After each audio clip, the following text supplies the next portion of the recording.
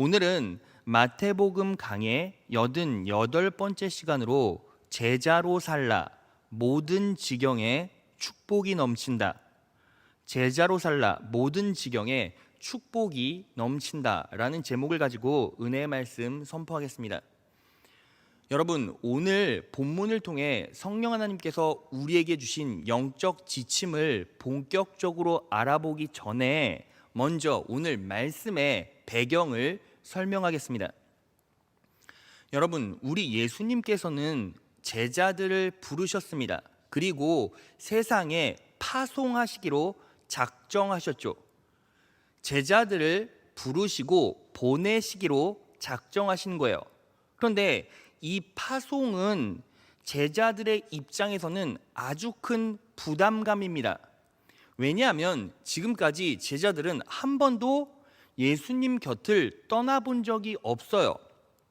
그러니까 항상 예수님 옆에 있다 보니까 예수님께서 채워주시고 입혀주시고 먹여주시고 공급해 주셨죠. 그러니까 그들은 아무런 걱정거리나 염려가 없었던 거예요. 그런데 이제 그들은 사역적으로 홀로 서기를 해야 합니다. 자, 그러면 그들의 마음은 어땠겠습니까? 너무 두렵고 불안했을 거예요. 그래서 그런 제자들을 보시고 예수님께서 힘을 주시기 위해 오늘 본문 말씀을 제자들에게 약속으로 주신 거죠. 그런 의미로 볼 때 오늘 본문 말씀은 우리에게 너무너무나 중요해요. 왜냐하면 여러분들도 하나님의 자녀로 부름받았고 여러분들도 언젠가는 세상에 나아가야 하기 때문입니다. 자, 그러면 여러분들은 세상에 나아갔을 때, 사역의 자리로 갔을 때, 헌신의 자리로 갔을 때 어떻게 그 제자의 사역을 잘 감당할 수 있을까요? 오늘은 그것을 알아볼 거예요. 이 진리를 잘 마음에 새기시고 삶에 녹여내셔서 하나님의 자녀, 제자의 역할을 잘 감당하시고 더불어 놀라운 축복 속에서 삶에서 승리해 가신 여러분 되시기를 진심으로 축원합니다. 자, 그러면 오늘 본문 말씀을 통해서 우리가 알 수 있는 영적 지침은 무엇일까요? 세 가지예요. 하나하나 살펴보겠습니다. 첫째, 다 같이 한번 읽어볼까요? 시작. 일단 가십시오. 그러면 하나님께서 모든 환경에 축복을 쏟아 주십니다. 일단 가라는 거예요. 그러면 하나님께서 모든 환경에 축복을 쏟아부어 주신다는 거죠. 자, 여러분, 오늘 본문 말씀 마태복음 10장 40절 상반절을 보면 예수님께서 제자들에게 이렇게 약속하셨어요. 자, 보겠습니다. 너희를 영접하는 자는 나를 영접하는 것이요. 여기서 영접하다라는 헬라어는 대접하다라는 의미예요. 그러니까 바꿔 말하면 너희를 대접하는 자는 나를 대접하는 것이다, 이 뜻을 가지고 있다라는 거죠. 자, 그러면 여러분, 너희를 대접한 것이 나를 대접하는 것이다 라는 것은 어떤 속뜻을 가지고 있습니까? 자, 이 말은 쉽게 풀어서 설명하면 이런 거예요. 너희를 대접하는 자는 나를 대접하는 자이기 때문에 나는 그들을 축복할 것이다, 상 줄 거야 라는 의미를 가지고 있어요. 그걸 어떻게 할 수 있죠? 다음 구절을 보면 그 의미가 녹아져 있습니다. 자, 그래서 마태복음 10장 41절을 보겠습니다. 다 같이 한번 읽어볼까요? 시작. 선지자의 이름으로 선지자를 영접하는 자는 선지자의 상을 받을 것이요. 의인의 이름으로 의인을 영접하는 자는 의인의 상을 받을 것이요. 여러분, 색칠한 부분에 주목해 보세요. 영접하는 자는 상을 받을 것이요. 영접하는 자는 상을 받을 것이요.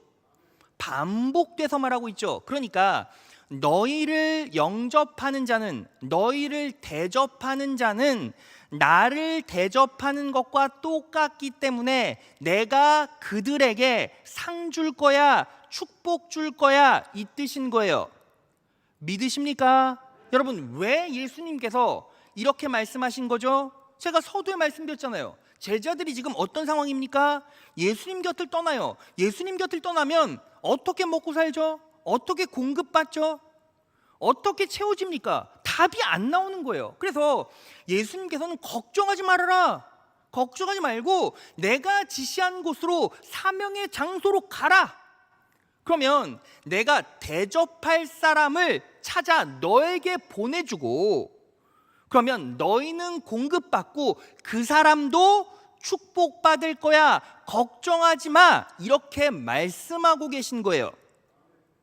여러분, 그러면 이 말씀을 어떻게 확장시킬 수 있을까요? 쉽게 말하면 이런 거죠. 야, 너희들에게 복을 주는 그 사람에게 내가 복을 줄 거고, 너희를 저주하는 자들에게 내가 저주할 거야. 이런 의미로 확장할 수 있죠. 여러분, 제가 그러면 왜 이 의미를 확장시켰겠습니까? 이유가 있어요.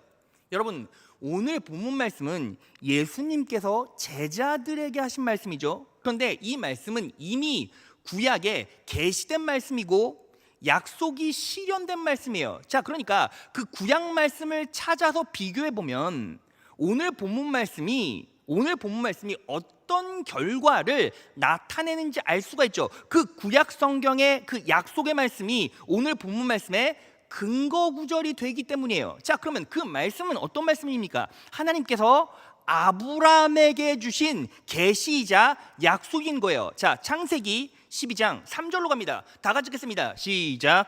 너를 축복하는 자에게는 내가 복을 내리고 너를 저주하는 자에게는 내가 저주하리니 땅의 모든 족속이 너를 인하여 복을 얻을 것이니라 하신지라. 여러분, 너를 축복하는 자에게는 내가 복을 내리겠대요. 자, 바꿔 말하면 너희를 영접하는 자, 너희를 대접하는 자들은 내가 상 줄 거야, 축복해 줄 거야. 똑같죠? 자, 그러면 제자들이 그렇게 살아내면 결국 어떤 결과를 받게 됩니까? 땅의 모든 족속이 너를 인하여 복을 얻을 것이니라 하신지라. 자, 그러니까 제자들은 걱정하지 말고 일단 발걸음을 떼고 가기만 하면 힘들고 어려운 상황이 온다 할지라도 대접하는 자를 찾아서 너에게 보내주고, 그리고 너는 대접받을 거야. 너도 축복받을 거야. 그런데 너희를 대접한 그 사람도 축복받을 거야. 자, 나도 축복받고 나를 대접한 너도 축복받으니 내가 가는 모든 지경에는 축복이 넘쳐 흐른다라는 거죠. 믿으십니까? 그래서 가장 중요한 게 뭐예요? 가라는 거예요. 가라는 거예요. 사명의 자리에 가라. 예수 그리스도의 이름이 핍박받는 그 자리로 가라. 안 믿는 내 자녀에게 가라. 안 믿는 내 친족에게 가라. 바로 그 의미를 예수님께서 피력하신 거예요. 자, 그래서 하나님께서 아브라함에게 주신 이 약속의 기초, 전제가 되는 성경 구절이 무엇입니까? 창세기 12장 1절이죠. 다 같이 읽겠습니다. 시작. 여호와께서 아브라함에게 이르시되 너는 너의 본토 친척 아비 집을 떠나 내가 내게 지시할 땅으로 가라. 자, 아비의 집을 떠나. 이게 무슨 소리입니까? 아비의 품에서 안주하지 말아라. 아비의 집을 떠나라. 그리고 내가 내게 지시할 땅으로 가라. 가면 분명히 네 인생 가운데 축복을 쏟아부어 주리라. 이 약속을 하신 거예요. 믿으십니까? 자, 그러면 정확하게 이 말씀을 구체화시키고 있는 사건이 있습니까? 있습니다. 바로 엘리야와 사르밧 과부의 이야기예요. 하나님께서 엘리야를 이스라엘의 타락한 왕 아합에게 보내죠. 그러니까 하나님의 영광이 드러나지 않는 그 아합에게 보냈어요. 그래서 엘리야는 3년 반 동안 이스라엘에 비가 오지 않을 것을 예언하고 선포합니다.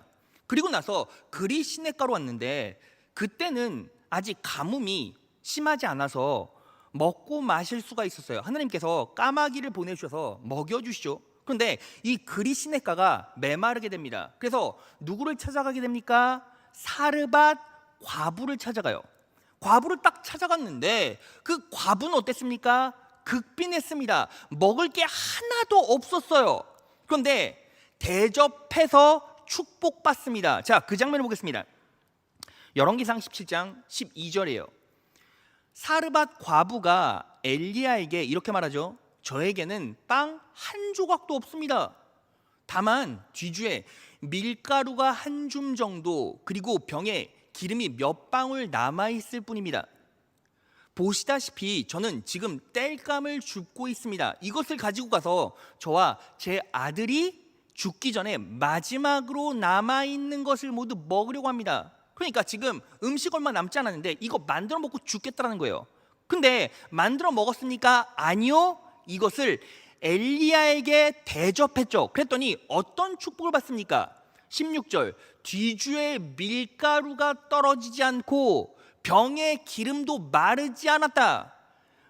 이 사르밧 과부는 놀라운 축복을 받았죠. 자, 그래서 우리는 이 말씀을 잡고 어떻게 해석합니까? 하나님의 종을 잘 대접하면 축복받는다, 이런 식으로 우리가 적용해 왔어요. 물론 그 말도 100% 맞습니다. 그런데 이 말씀의 본질은 뭐예요? 하나님께서 엘리야를 보내셨고 엘리야는 아방에게 갔어요. 가라고 명령했을 때 갔습니다. 그리고 나서 엘리야의 삶이 피폐해지고 힘들어지니까 하나님께서 대접할 자를 엘리야에게 보내셨고, 그리고 엘리야는 공급받았고 대접한 그녀도 축복받았어요. 엘리야가 간 길에 하나님께서 대접할 자를 보내주셔서 하나님의 계획 가운데 그 놀라운 은혜가 예정되어 있어서 결국 갔을 때 나도 축복받고 너도 축복받고 전부 다 축복받았다는 거예요. 믿으십니까? 여러분, 하나님께서 그런 계획을 세워놓으셨다는 증거가 있습니까? 자, 있습니다. 열왕기상 17장 9절이에요. 다 같이 한번 읽어볼까요? 시작. 이제 너는 시돈에 있는 사르밧으로 가서 거기에서 지내도록 하여라. 내가 그곳에 있는 한 과부에게 명하여서 내게 먹을 것을 주도록 일러두었다. 자, 엘리야가 가기 전에 한 과부에게 명하여서 내게 먹을 것을 주도록 일러뒀다. 이미 하나님의 계획 가운데는 엘리야를 먹일 계획이 있었던 거죠. 예정된 축복이었어요. 엘리야가 가니까 어떻게 되었습니까? 하나님께서 모든 것들을 다 작정해 놓으셨고 계획해 놓으셔서 엘리야도 축복받고 사르밧 과부도 축복받고 엘리야가 걸어가는 모든 길에 축복이 쏟아졌다는 거예요. 믿으십니까? 자, 그러니까 우리 뭐 해야 합니까? 가야 합니다. 뭐 해야 합니까? 가야 합니다. 믿으십니까? 자, 그러니까 여러분들은 가십시오. 자, 그러면 여기서 질문. 부름받았다는 증거는 확실히 있죠. 여러분들은 부름받았습니다. 믿으십니까? 부름받았다는 증거가 뭐죠? 이 자리에 앉아 있잖아요. 이 자리에 앉아 있다는 게 뭐예요? 부름 받아서 왔다는 거잖아요. 자, 그러면 하나님께서 보낼 때 내가 가야 한다라는 건 어떻게 할 수 있죠? 성령 하나님께서 여러분들에게 감동을 주세요. 무엇을 주신다고요? 감동을 주신다는 거예요. 자, 에스겔 3장 14절. 주의 신이 성령이 나를 들어올려 데리고 가시는데 내가 근심하고 분한 마음으로 행하니, 가기 싫다고 분한 마음으로 행하니 여호와의 권능이 힘있게 나를 뭐 하시더라? 감동하시더라. 자, 그러면 이 감동이 이 시대는 어떻게 옵니까? 디모데후서 3장 16절. 모든 성경은 하나님의 감동으로 된 것으로. 자, 그러니까 여러분들이 말씀을 들을 때 성령 하나님께서 여러분들의 심령 가운데 내적으로 역사하시면 여러분들은 그 말씀에 반응해서 감동돼요. 자, 감동된다는 게 정확하게 무슨 뜻입니까? 여러분들이 말씀을 들어요. 말씀을 듣고 여러분들이 그 말씀 가운데 내 자아를 몰입시키고 내 자아를 그 말씀에 비추어 봅니다. 자, 그러면 어떤 일이 벌어집니까? 여러분들의 심령 가운데는 여러분들의 입술로 고백하지 않아도 이런 생각이 딱 들 때가 있어요. 나 원래 그거 해야 되는데. 말씀을 딱 들었어요. 나 원래 거기 가야 되는데. 나 그거 해야 되는 거 나도 아는데. 여러분, 실제로 나는 그렇게 살고 싶지가 않아요. 나는 가고 싶지가 않아요. 내가 싫어하는 그 사람과 관계하고 싶지도 않아요. 핍박받고 싶지도 않아요. 힘들게 살고 싶지도 않아요. 그런데 딱 말씀을 들었을 때 성령 안에서 감동을 주면 어때요? 나 그거 해야 되는데, 나 그거 해야지 라는 마음이 딱 드는 거예요. 그때 뭐 하는 겁니까? 그거 하면, 거기 가면, 그 사람과 관계하면 그 가는 길 가운데 하나님께서 뭐 주신다고요? 축복 주신다고요. 여러분들의 가는 길 가운데 놀라운 축복을 주신다고요. 공급 못 받을 때, 메마를 때 대접할 자를 보내주셔서 나는 대접받아 축복받고, 믿으십니까? 그 사람은 대접해서 축복받고, 믿으십니까? 모든 지경이 전부 다 축복받는다는 거예요. 믿으십니까? 자, 그래서 뭐 해야 합니까? 가라고요. 가십시오. 믿으십니까? 사역의 자리로 가십시오. 사명의 자리로 가십시오. 헌신의 자리로 가십시오. 그럴 때 하나님께서 여러분들의 인생 가운데 놀라운 축복을 쏟아부어 주실 것입니다. 그렇게 말씀으로 반응하셔서 축복받는 여러분 되시기를 진심으로 축원합니다. 자, 둘째, 다 같이 읽겠습니다. 시작. 내가 작게 느껴질지라도 선지자의 이름으로 의인의 이름으로 서십시오.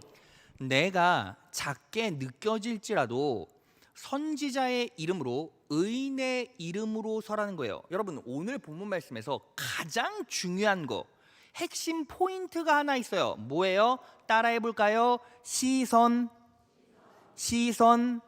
자, 오늘 말씀을 바라볼 때 시선이 가장 중요해요. 여러분, 오늘 본문 말씀은 누가 누구에게 약속하신 말씀이죠? 예수님께서 제자들에게 약속하신 말씀이잖아요. 자, 그러니까 오늘 말씀은 누구의 시선으로 봐야 돼요?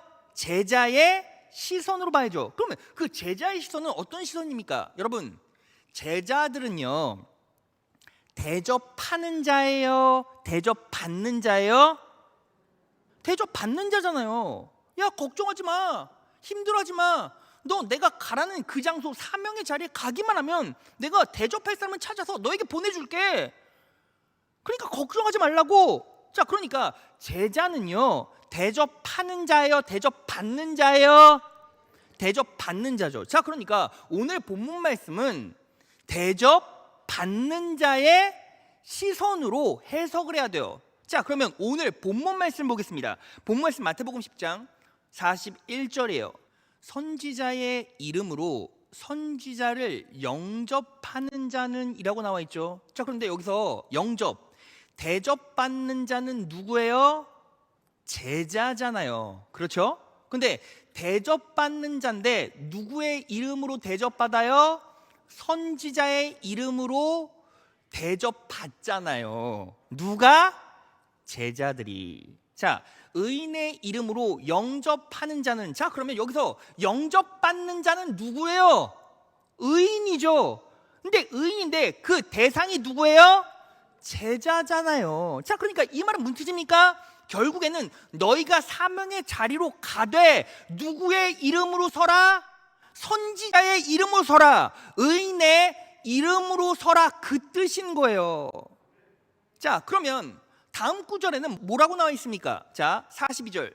또 누구든지 제자의 이름으로 이 소자 중 하나에게 냉수 한 그릇이라도 주는 자는 내가 진실로 너희에게 이르노니 그 사람이 결단코 상을 잃지 아니하리라 하시니라. 자, 그러면 제자의 이름으로 대접받는 자가 누구예요? 난데 여기에선 소자라고 표현됐어요. 소자는 작은 자를 말하죠. 그러니까 이 말은 결국 무슨 뜻입니까? 너희가 세상에 나갔을 때 스스로 작은 자라고 여기더라도, 연약하다라고 생각하더라도, 부족하다고 생각하더라도 걱정하지 말고 어떤 자의 이름으로 서라? 선지자로 서라. 의인으로 서라. 그 뜻인 거예요. 믿으시는 분 아멘? 자, 그러면 도대체 의인으로 선다, 선지자로 선다라는 게 무슨 뜻입니까? 자, 말씀으로 가보겠습니다. 로마서 5장 1절. 그러므로 우리가 믿음으로 의롭다 하심을 받았으니, 자, 그러니까 우리는 어떻게 의인된 거예요? 믿음으로 의인된 거죠. 자, 그러면 그 믿음의 실체는 무엇입니까? 에베소서 3장 17절이에요. 그 믿음으로 말미암아 그리스도께서 너희 마음에 계시게 하옵시고, 그러니까 믿음 가진 자는 무엇을 인식하는 거예요? 예수님께서 나의 마음에 계시는구나 라고 인식하는 거죠. 너희가 사랑 가운데서, 누구의 사랑? 예수 그리스도의 사랑 가운데서 뿌리가 박히고 터가 굳어져서, 그러니까 믿음으로 사는 자는 무엇을 인식하는 거예요? 두 가지.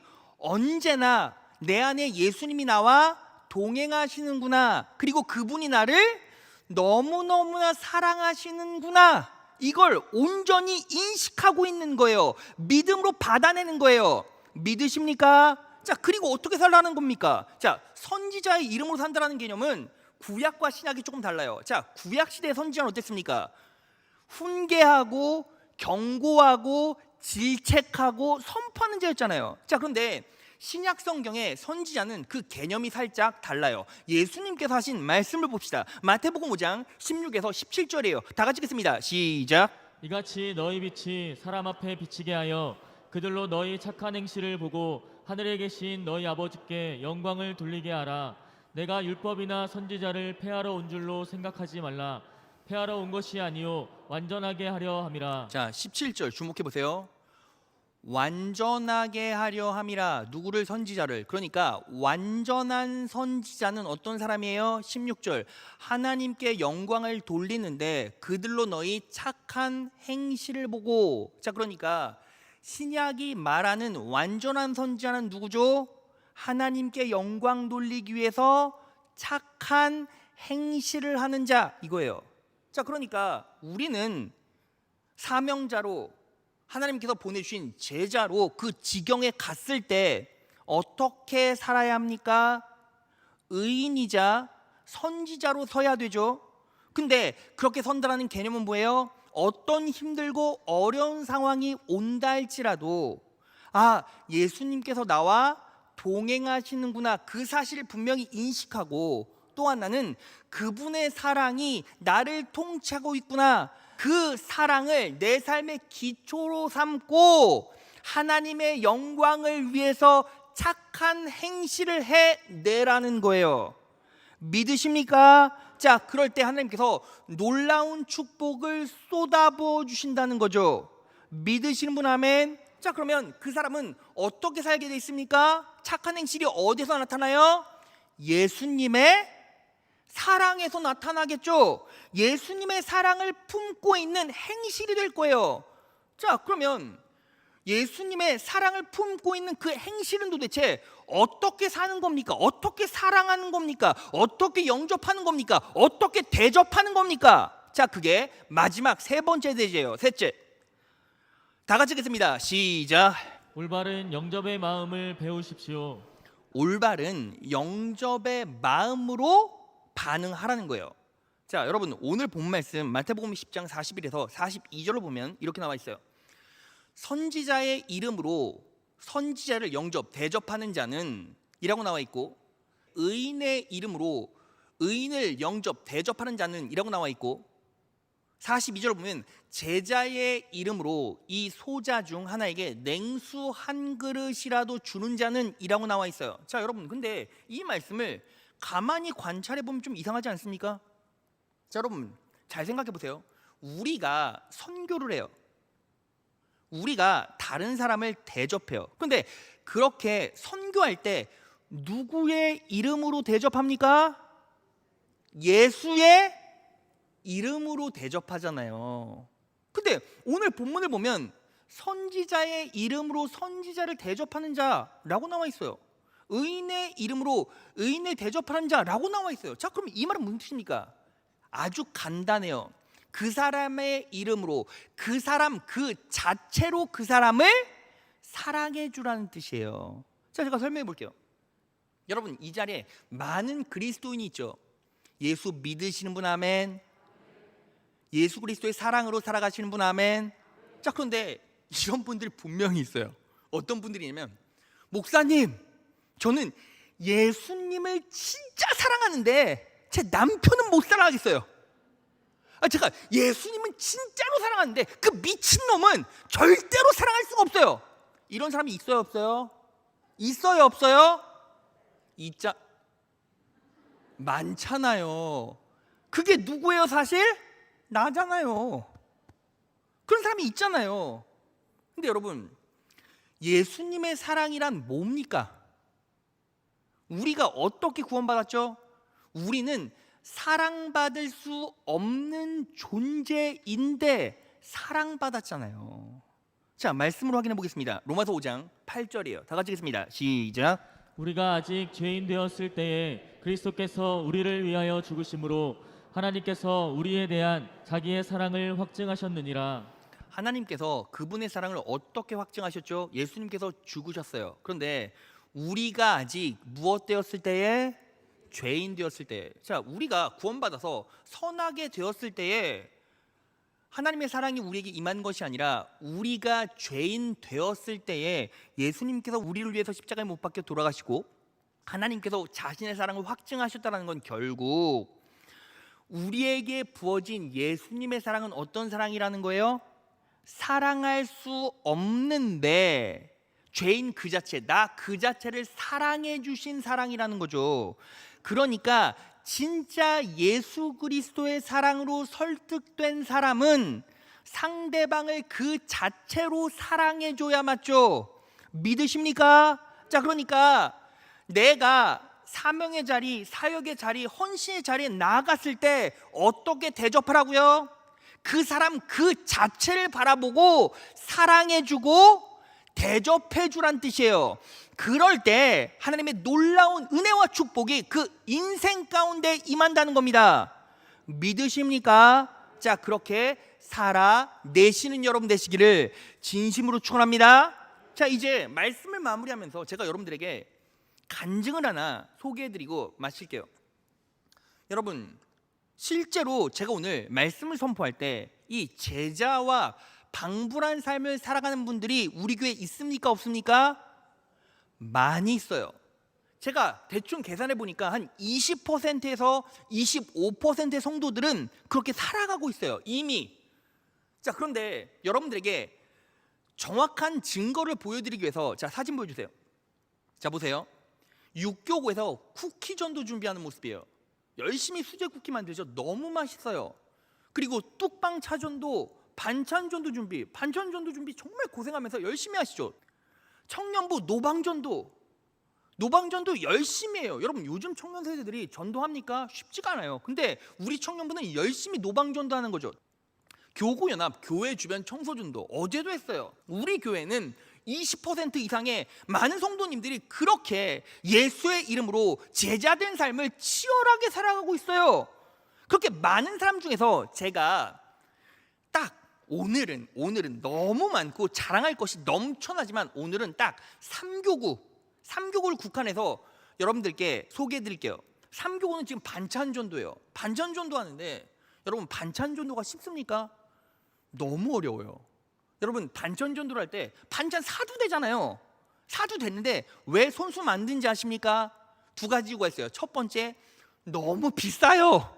여러분, 요즘에 막 반찬 몇 개, 김치 요만큼 돈 10,000원이에요. 엄청 비싸잖아요.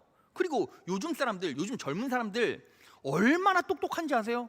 그냥 반찬 주잖아요. 그러면 한 입 딱 먹어보고 이거 중국산 고춧가루네, 이거 배추가 싱싱하지 않아, 좀 맛이 갈 것 같아, 이런 분들 진짜 많아요. 먹어보면 이거 조미료 들어갔네, 미원 막 때려 부었네. 알아요 몰라요? 알아요. 근데 그런 이유 때문에 손수 반찬전도 열심히 해요. 근데 그렇게 반찬전도 하시는 분들, 사명 감당하시는 분들 어때요? 시간이 남아 돕니까? 몸이 막 건강해요? 여유가 막 넘쳐나서 합니까? 그렇지가 않다고요. 자기 시간도 활용하기 버거울 만큼 바쁘고 몸에 가시들도 참 많이 있어요. 그럼에도 불구하고 어때요? 사력을 다해서 하나님의 영광을 위해서 뛴다는 거죠. 다른 사람이 봐주지도 않는 그 자리에서 그렇게 열심을 다해 사역해요. 어제 같은 경우도 보니까 막 어제 점심 되니까 막 햇빛이 들이쬐는데 너무 뜨거운 거예요. 가만히 있어도 사우나에 들어온 것처럼 너무 뜨거워요. 근데 부침개 굽고 있어요. 땀을 뻘뻘 흘리면서 막 등이 척척한데도 그냥 열심히 사역한단 말이죠. 자, 그럼 그분들은요, 왜 그렇게 사역합니까? 하나님의 은혜를 알고 그렇게 반응할 때 하나님께서 놀랍게 축복해 주시고 책임져 주신다는 걸 그들은 깨달았고 알았고 감사하고 기쁘기 때문에 너끈히 감당하는 거예요. 믿으십니까? 여러분, 제가요 그 세 분께 간증을 받았는데 그 간증문이 길어요. 그래서 제가 요점만 하나하나 정리했어요. 자, 한 분 한 분씩 소개해 드릴게요. 김금자 권사님이에요. 사실 반찬 전도를 하면서 걱정이 많았습니다. 요즘은 상상도 할 수 없이 물가가 많이 올랐기 때문입니다. 이러한 고민 가운데 기도하고 믿음으로 새벽에 시장을 나가면 그때마다 하나님께서 역사하셔서 저렴하고 좋은 식재료를 구입하게 하셨습니다. 여러분, 놀랍지 않습니까? 우리 권사님이 기도하고 새벽에 시장 나가면 어때요? 갈 때마다 제철에 맞게 아주 저렴한 채소들을 막 사오시는 거예요. 여러분, 이것을 통해서 우리가 무엇을 할 수 있습니까? 하나님께서 역사해 주시고 경영해 주시고 예비하시고 인도하신다라는 사실을 분명히 할 수 있죠. 그리고 반찬 전도를 통해서 새로운 영혼들이 교회에 등록하는 것을 보면 마음이 벅차오르고 기쁘고 감사하겠습니다. 여러분, 육체는 힘들지만 마음은 기쁘고 감사해요. 영적인 회복, 영적인 충만한 공급이 그 영혼 가운데 계속적으로 들어오는 거죠.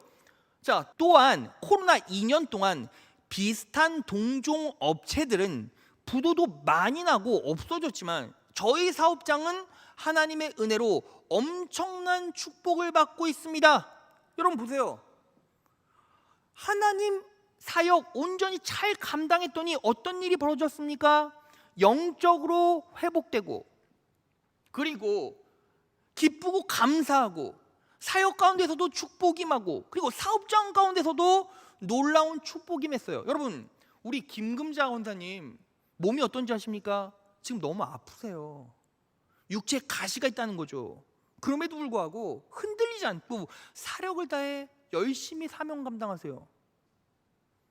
그랬더니 하나님께서 놀라운 축복과 은혜를 그 인생, 족적, 환경 가운데 막 부어주시는 거죠. 자, 그리고 우리 김복순 권사님, 때로는 육신이 피곤하고 힘들 때도 있지만 이 반찬을 먹고 행복해 하실 성도들을 생각하면 절로 힘이 나고 기쁩니다. 여러분, 하나님 사역 감당한 사람의 공통점, 여러분 그냥 율법적으로 끌려와서 하기 싫은데 해야지 이게 아니라 마음을 다해 진심을 다하는 사람은 어때요?